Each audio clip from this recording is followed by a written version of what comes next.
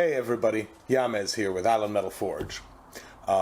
Obviously sitting at my table today, I have been challenged by Gladis Ivey of Iveys Forge and Homestead. I'll leave a link up in their channel for this. I'll leave a link up to their channel in the corner about this.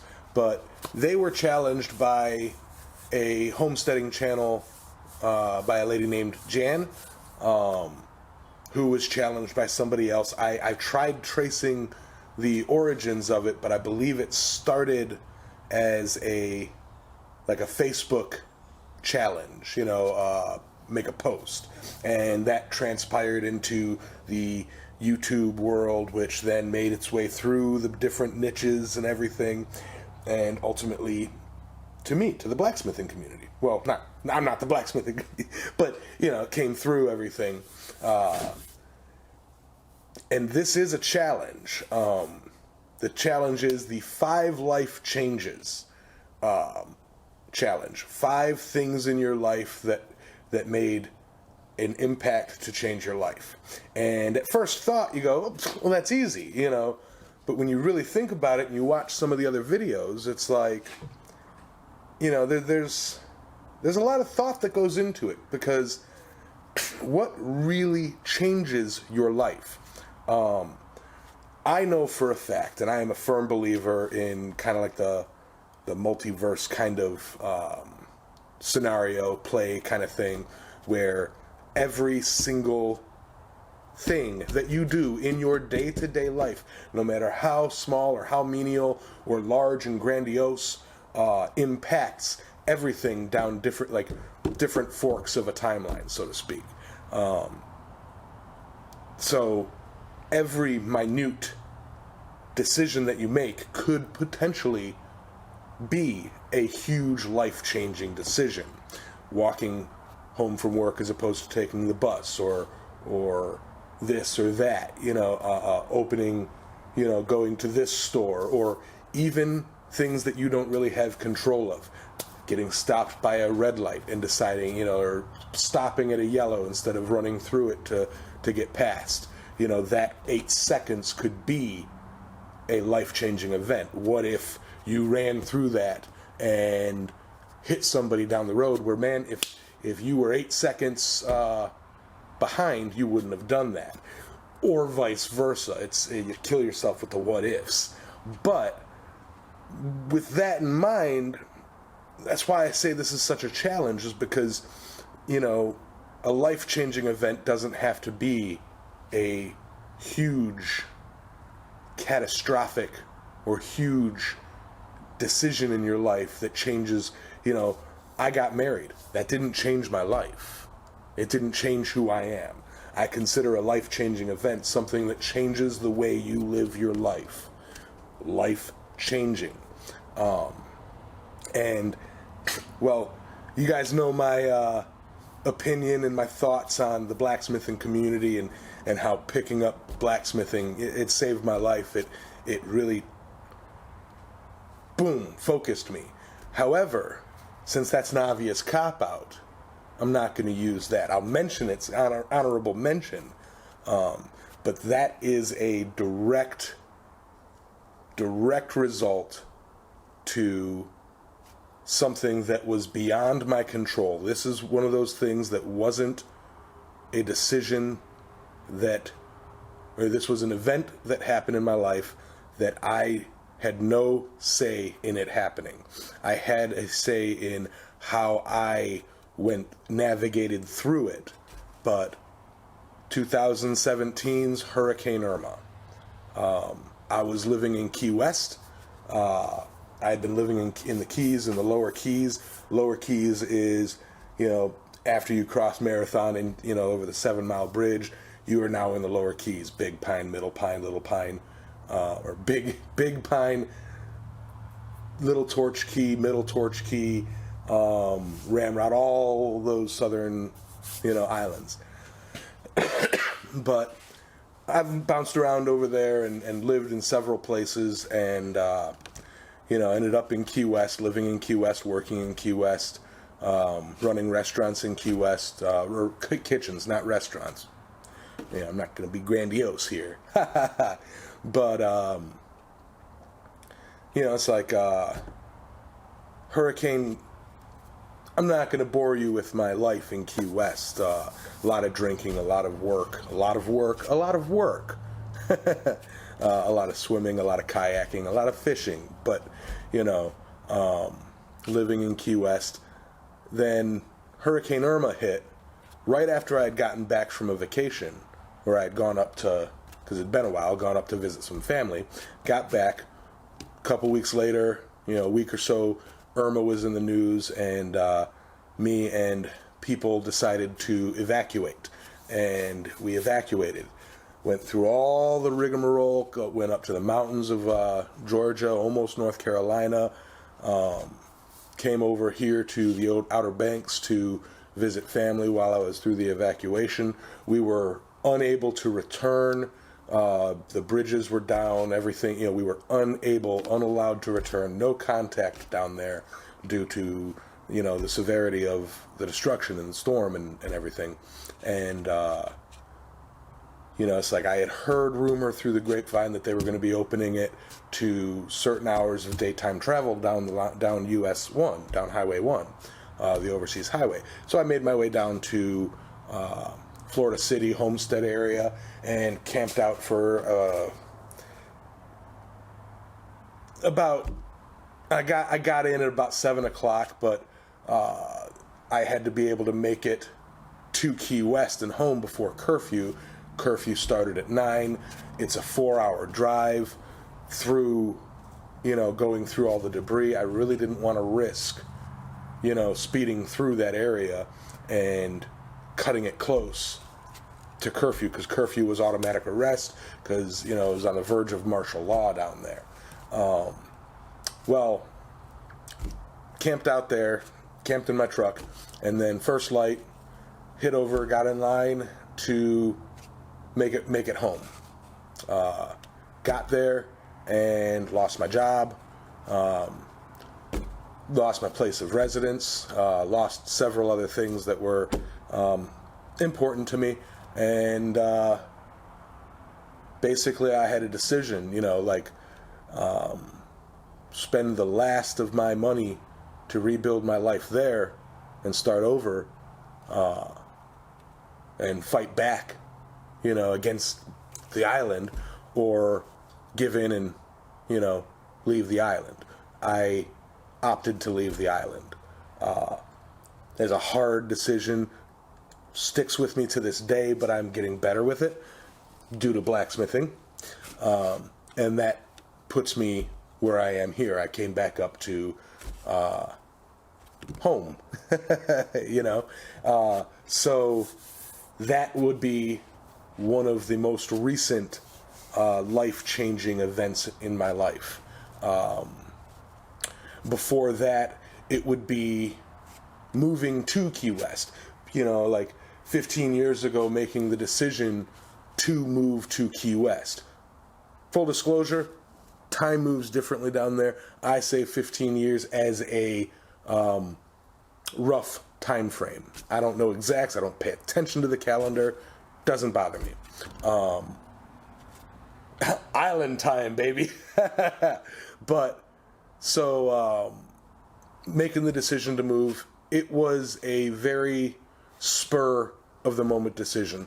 I had gotten laid off due to issues up here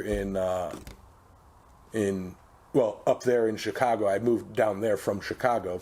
I had $300 in my pocket. Some friends wanted to move down there, and they asked me, hey, do you want to move down there with us? I'm like, sure, let's do it. Spur of the moment. Could have said yes or no. Spur of the moment, but it was where I belonged.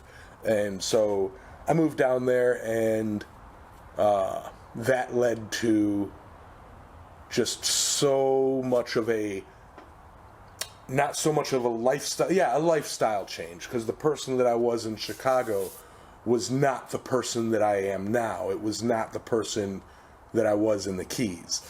I moved down there, got a job, got my friends some jobs, and lived our lives by a new set of rules. Chicago is all about, you know, I don't want to use the term class warfare, but it very much was cliques and keeping up with the Joneses and materialism and this and that and everything else, which is fine if that's the way you are. I'm not knocking it. It's just not for me. So the decision to leave that lifestyle and move to the Keys and live a different lifestyle was huge to me. I got to experience so many different cultures, so many different people, so many different experiences that will define the way I look at the world around me until the day I die. So that's kind of the number two. There's no particular order. I'm kind of going chronologically back, but no one impact has more or less of an impact. These are, several events in my life that changed the way I view and changed the way I live my life. Before moving to Key West, it would be my mom passing away. That was a huge blow to me and my family. She fought I don't want to say short, but I don't want to say a long. She fought a battle with cancer. She had developed breast cancer, and just going through that ordeal, going through seeing her in the hospital, seeing the family around fighting and bickering or coming together as you do as the news comes out, different parts of it. It changed the way I view everything from family to friends to how I want to go, how I want to live my life because of the fragility of it. I personally, after seeing what my mom went through and after knowing people who have passed away and gone through the cancer and everything like that, if for some reason I find out today I have cancer, I am not seeking treatment, I am not seeking any sort of medical attention. It is a matter of, I am living life on my terms. And that is what changed in my eyes, seeing my mom go through that, seeing friends of mine go through that, seeing parents of friends of mine go through that.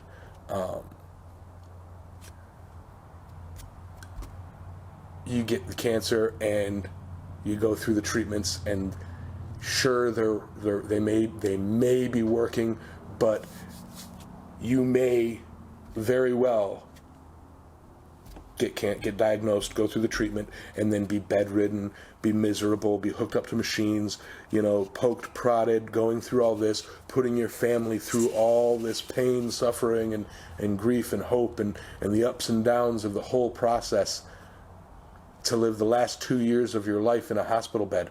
Not doing it. And that's before my mom passed, and I saw that I would have. Now I won't do it. I won't do it to the people that I love, and I won't do it to myself. And if you, not knocking those who do, I am not. It's just that's the way that I have learned to view life. I cherish every moment of it, and I value it, and that's all I need from me. See, this is a challenge, guys.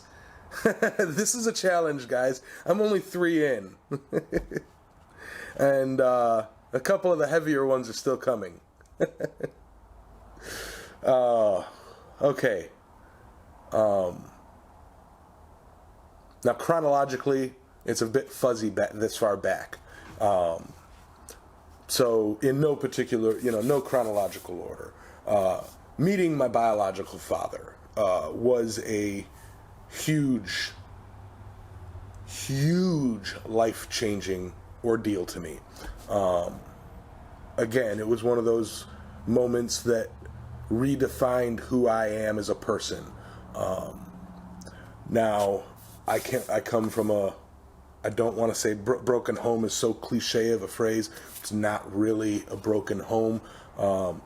My mom had 3 kids, me and my 2 sisters, with who is my boss, Jay, down here in North Carolina. Well, Florida, North Carolina, and Chicago, whatever, Navy. And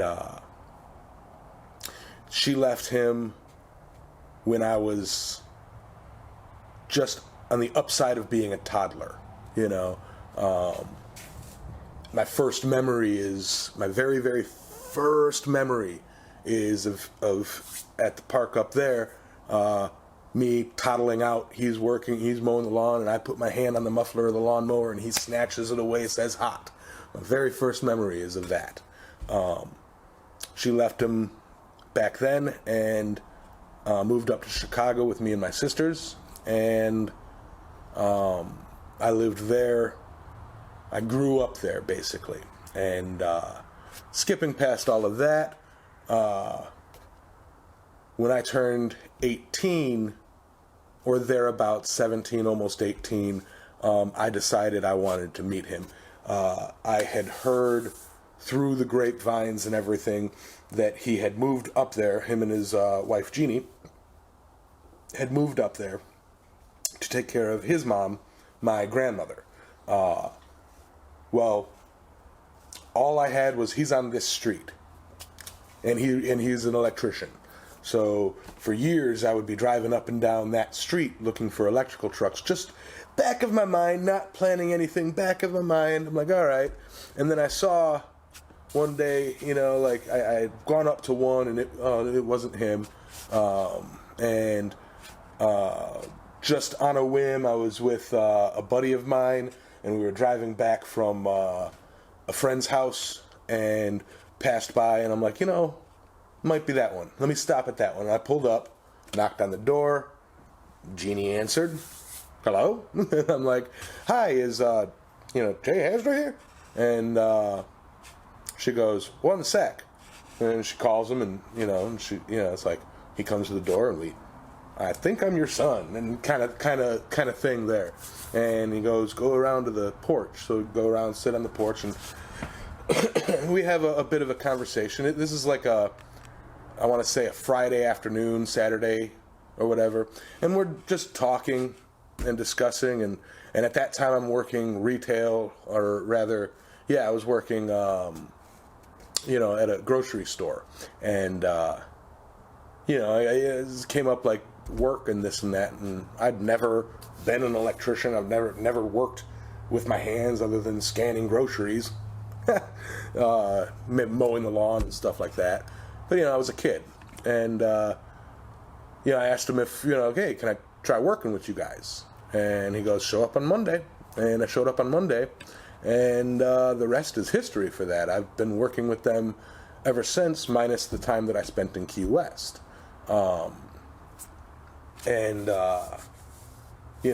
They moved here, so when I moved back up here to the Outer Banks, they were here, and it was family, Jeannie has become, she is my stepmom. She is such a wonderful person and such a wonderful influence in my life. My boss, Jay, my father, he is basically the way I kind of view it. I was raised to be a person in my formative years by my mother and my dad, my adoptive dad. But once I kind of started working in the construction trade and dealing with Jay and Jeannie and the rest of the construction crowd, that's kind of when I learned to become a man. That's where I developed my work ethic, my point of views, and how to stick to my guns and all of that stuff. Still hadn't learned positivity at that point. That I learned in the Keys, and after a few other things. Which brings me to my final and actually my hardest one to bring up. One of the biggest, most positive things that happened in my life was being arrested and becoming clean from some pretty hard drugs. I already have mentioned in the past I suffer from several mental things, clinically diagnosed with cyclothymia or cyclothematic disorder, clinically diagnosed with Asperger's. I have depression runs in my family, addiction runs in my family, all sorts of stuff. And, well, sure as shooting, I got hooked living in the suburbs of Chicago, you know, just a 10-minute drive to downtown, you know, getting right there into the city. It was just a habit that I picked up. And I can't blame anybody for myself. Back then I did. Back then I blamed everybody but me. I was not a good person back then. Not a good person at all. But going through it and seeing some of the things that I've seen when I was going through that lifestyle, and then getting arrested, I actually died. I OD'd and died and was resuscitated. And then continued. That's how much of a hold it had on me. When I finally was arrested, I had dealt with some stuff going in and directly coming out after, spending, you know, a month and a half or so in county. I kind of learned I don't want to be like that. I don't want to be that negative of a person, you know. I don't want to lie. I don't want to be dishonest. I don't want to hurt people anymore. And coming off of having severe anger issues, I learned to temper that. And I'll be honest, I don't know if I ever would have been able to temper my anger issues and have a better grip of what it means to be a human being if I hadn't used drugs, died, gotten arrested, gone through all the aftermath of dealing with all the people that I had hurt by lying to, by, you know, cheating, you know, by stealing, by screwing over all of those closest to me, and then having the light shine on it by getting arrested and having it all come out into the open.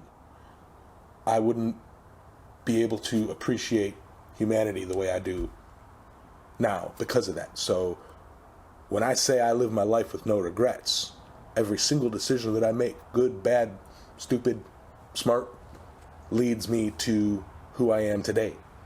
And I like who I am today. I wouldn't change me for anything. You know, I could die today and, yep, I lived a happy life. I lived a life, and I'm happy with it, satisfied. So, getting off of the drugs, being, thrown in jail for that, changed who I am, changed the way I view things. Meeting my dad and starting working as an electrician changed the way I acted. My mom passing away changed the way I look at the future. Moving to Key West changed the way I live my lifestyle.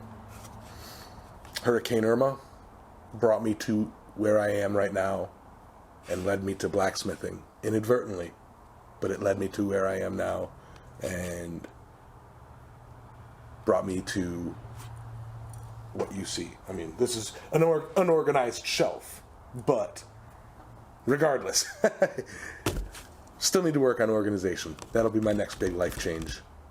I almost forgot. I know this is a long video. This is the very end of it. I've got to challenge two people, and I'm going to someone in the blacksmith community and somebody out of the blacksmith community, and I have reasons for this. Alex Norton of Valhalla Ironworks. I know you've got several life changes that you just went through, and I'd kind of like to hear more about you, you know.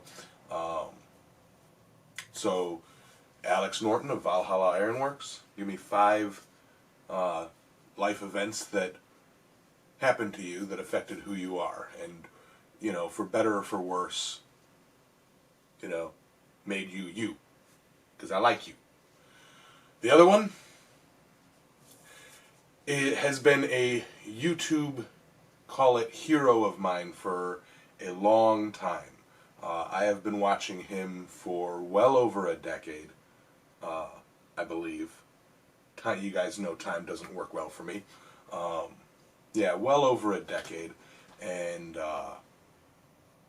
he is doing some great strides in helping, you know, people with like mental health, going, you know, through, you know, anxiety, depression, various thises and thatses. He's got a Facebook group, you know, pertaining to anxiety, you know, and helping people out.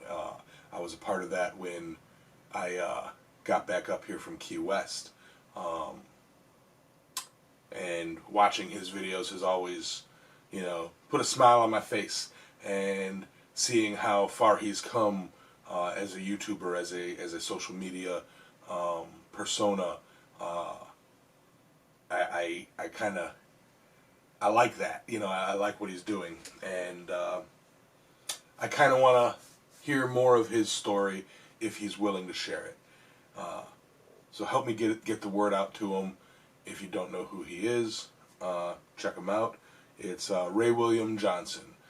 His earlier stuff with Equals 3. Very funny, very, very funny stuff. Ray William Johnson, I'd like to hear 5 life-changing events, 5 life events that have changed you for the better or for the worse, and made you into who you are today. It's a very fun challenge. It's a hard challenge, but hopefully, you know, this gets out and helps people. So, anyway, sorry for the long video that's not blacksmith related, but I was challenged and I'm going to do it. So, hearts and health, and I hope you guys enjoy the channel.